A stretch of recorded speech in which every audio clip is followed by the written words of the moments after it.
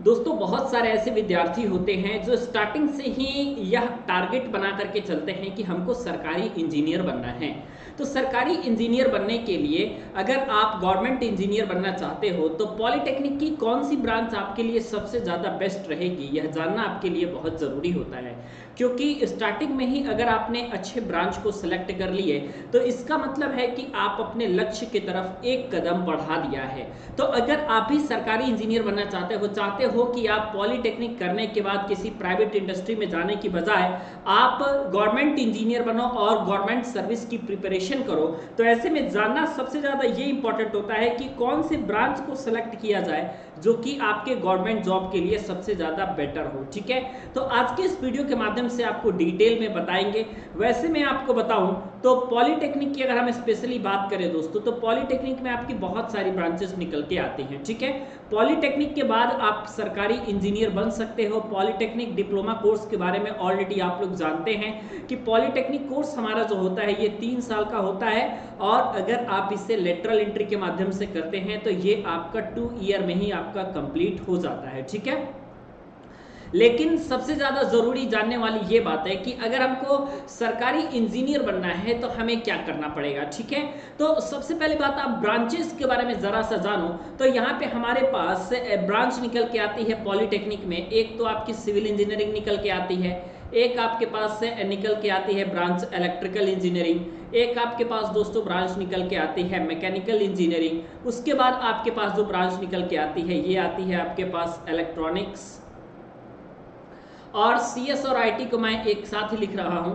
इसके अलावा आपके पास आती है केमिकल इंजीनियरिंग। ठीक है, मोस्टली यही ब्रांच है आपका जहां पे आपका जॉब ज़्यादा क्रिएट होता है। ठीक है, मतलब कि आप गवर्नमेंट सर्विस की बात करोगे तो मैक्सिमम आपका इन्हीं ब्रांचों में जॉब देखने को मिलता है 90%। ठीक है, अब सवाल यह है कि कौन से ब्रांच को सेलेक्ट करें ताकि हमें जल्द से जल्द सरकारी नौकरी मिले और आप अपनी तैयारी को भी अच्छे से कंटिन्यू कर पाएं। ठीक है, तो मैं आपको बताता हूं कि सबसे अधिक जो आपकी गवर्नमेंट जॉब देने वाला कोई अगर आपका ब्रांच है प्रेजेंट टाइम में तो वो इस समय चल रहा है इलेक्ट्रिकल इंजीनियरिंग। ठीक है, सिविल इंजीनियरिंग आपका सेकंड नंबर पे है। सिविल में भी अच्छी खासी वैकेंसी आती है, लेकिन आपका जब भी रेलवे का वैकेंसी आता है तो इलेक्ट्रिकल वाले यहाँ पे प्लस पॉइंट यहाँ पे लगा लेते हैं और मैकेनिकल वालों का भी प्लस पॉइंट हो जाता है। क्योंकि जब आप इलेक्ट्रिकल और मैकेनिकल की बात करोगे तो आपके पास रेलवे में जो आपकी पोस्ट आती है नॉर्मल टेक्नीशियन की, नॉर्मल एएलपी की, नॉर्मल जेई की, ये जो आपकी पोस्ट आती है ना रेलवे में, ये सबसे इंपॉर्टेंट पोस्ट होती है और एएलपी सिविल वाले नहीं बन सकते, आर्किटेक्चर वाले नहीं बन सकते, बाकी सभी ब्रांच पॉलिटेक्निक के अलाउ होते हैं। ठीक है, सिविल आर्किटेक्चर को छोड़ करके। तो एएलपी में वैकेंसी ज़्यादा होने के कारण थोड़ा सा अच्छा खासा स्कोप बाकी सभी ब्रांच का हो जाता है सिविल की अपेक्षा। लेकिन हाँ, बाकी सभी डिपार्टमेंट में जो सिविल इंजीनियरिंग की जो आपकी वैकेंसी है वो इलेक्ट्रिकल की अपेक्षा ज़्यादा रहती है। जैसे बाकी सारे डिपार्टमेंट में बात करें, जैसे कि आप अगर बात कर लोगे एसएससी जेई की, अगर आप बात कर लोगे सीपीडब्ल्यूडी की, अगर आप बात कर लोगे पीडब्ल्यूडी की, तो ये सारे जो जेई आपके होते हैं, पीडब्ल्यू पब्लिक वर्क डिपार्टमेंट में बात कर लो, ठीक है, सीपीडब्ल्यूडी में बात कर लो, एसएससी में बात कर लो, या स्टेट लेवल के जितने जेई के एग्जाम होते हैं सेंट्रल लेवल के होते हैं। ठीक है, इनमें वैकेंसी जो है आपके सिविल इंजीनियरिंग की ज़्यादा आती है। ठीक है, तो अगर आप सिविल के हैं तो आप सर्विस की तैयारी बेहतरीन तरीके से कर सकते हैं क्योंकि आपको प्रत्येक साल आपको वैकेंसी देखने को मिल जाती है। ठीक है, और ये बात 100% श्योर है कि आपको वैकेंसी देखने को हर साल मिलेगी।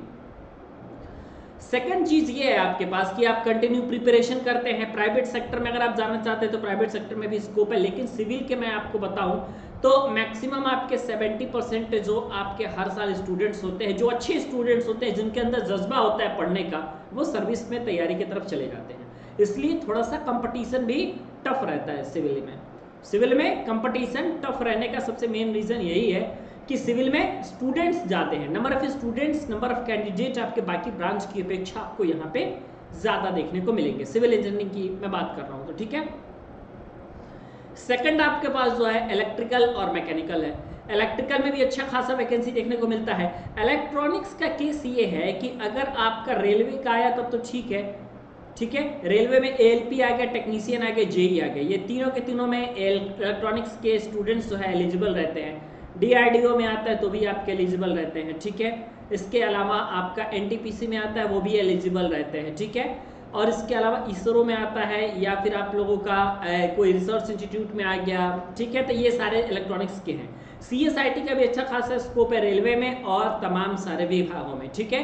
केमिकल के बारे में अगर हम बात करें दोस्तों आपका, तो केमिकल इंजीनियरिंग की स्पेसिफिकली अगर आप बात करोगे तो केमिकल इंजीनियरिंग का ये स्कोप आपके पास निकल के आता है कि आपका जितनी सारी फर्टिलाइज़र की कंपनियां हैं वो सारे के सारे आपके, जितनी गवर्नमेंट में आपकी फर्टिलाइज़र की कंपनियां हैं, ठीक है, यहाँ पे इनका अच्छा खासा वैकेंसी देखने को मिलता है। इसके अलावा आपका जितना इंडियन ऑयल का डिपार्टमेंट है वो सारे के सारे यहाँ पे वैकेंसी देते हैं। HPCL है आपका, या फिर HPL है, या फिर फर्टिलाइज़र डिपार्टमेंट है। इसके अलावा केमिकल से रिलेटेड जितने सरकारी डिपार्टमेंट है आपके, वे सारे के सारे यहाँ पे वैकेंसी देते हैं, ठीक है। तो ओवरऑल अगर मैं टॉप पे रखना चाहूँ अपने अकॉर्डिंग, तो मैं इलेक्ट्रिकल इंजीनियरिंग को ही हमेशा एक नंबर पे रखूँगा। मैकेनिकल को, सिविल को सेकंड और मैकेनिकल को मैं थर्ड पोजीशन पे रखूँगा। बाकी उसके बाद आपके सारे ब्रांचेस में अप्रॉक्सीमेट आते ही आते हैं। मैकेनिकल में भी अच्छा खासा स्कोप है, इंडियन नेवी से लेकर के और रेलवे तक के डिपार्टमेंट में आपको जो है वैकेंसी देखने को मिलता है, ठीक है। तो ये सारे जो वैकेंसी है दोस्तों आपके अलग अलग डिपार्टमेंट में देखने को मिलते हैं। तो मुझे उम्मीद है आपको वीडियो पसंद आई होगी। वीडियो पसंद आते हैं तो वीडियो को लाइक कीजिए और भाई पांडे जी टेक्निकल चैनल को सब्सक्राइब करिए ताकि लेटेस्ट वीडियो की जानकारी आपको सबसे पहले मिला करे। वीडियो देखने के लिए और हमारे साथ बने रहने के लिए बहुत बहुत धन्यवाद।